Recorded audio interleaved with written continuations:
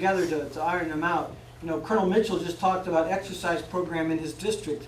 We intend to exercise at least an annual exercise, flood exercise with the Weather Service in this region, so that we don't have these kinds of issues come up again, or that we can figure out errors where we have weaknesses so we can correct them before an actual event occurs. And with going to 24-hour, you said that so the previously you just didn't have a process where it would go into 24-hour operation. Well, it wasn't needed ever before. Is that right? It was a judgment call in the past. So in the past, where we basically just used our best judgment, you know, what we learned from this event is that's not good enough when you have an extreme event. In an extreme event, you need to have clear triggers that say, okay, we're at a stage now where things could go worse than what we think they might, because forecasts, in fact, are not perfect, and we should not expect perfection in the forecast from the Weather Service. Therefore, we have to have triggers that, just in case things go south quickly, we have people that are working 24 hours a day, 7 days a week, able to respond real time to rapid changes. Because we didn't have that system in place, we still went to 24-hour operations, but we probably did it several hours later than we should have.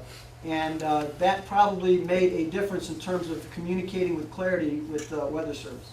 And you said there was no one at Corps HQ between 11 p.m. Saturday and 6:30 a.m. Sunday. Is that right? Bob, I'll ask you to clarify there.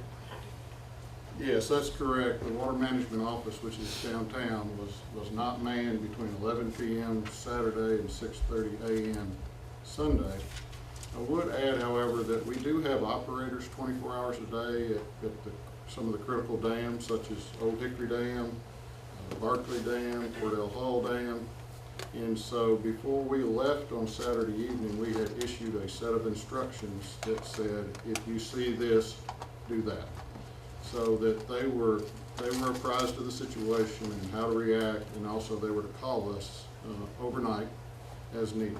So yes, we weren't staffed downtown, but the people were still watching the river, watching water levels. I'd like to clarify one thing too. I don't want to leave an impression that we are saying the Weather Service didn't understand. Excuse me.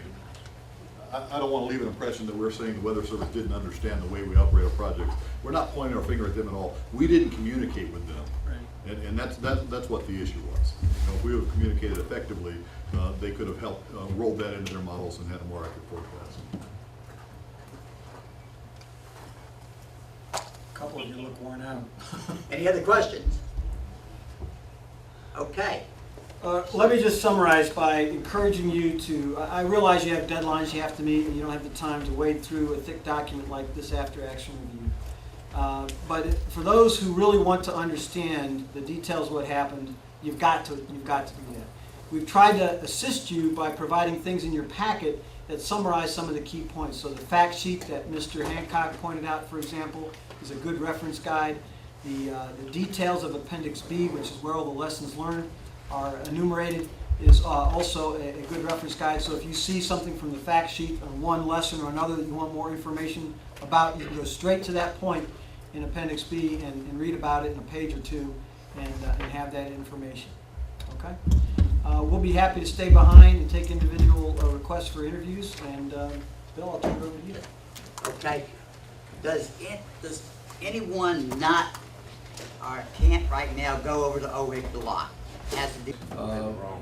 With some concerns about slope stability, we were able to verify that was not an issue.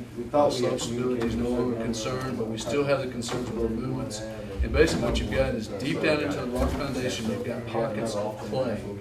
And as we're pumping grout in, the clay was moving, and it created some concerns that the process we had in place for placing the wall, cut off almost 275 feet into the foundation, could create some instabilities that could ultimately lead to failure.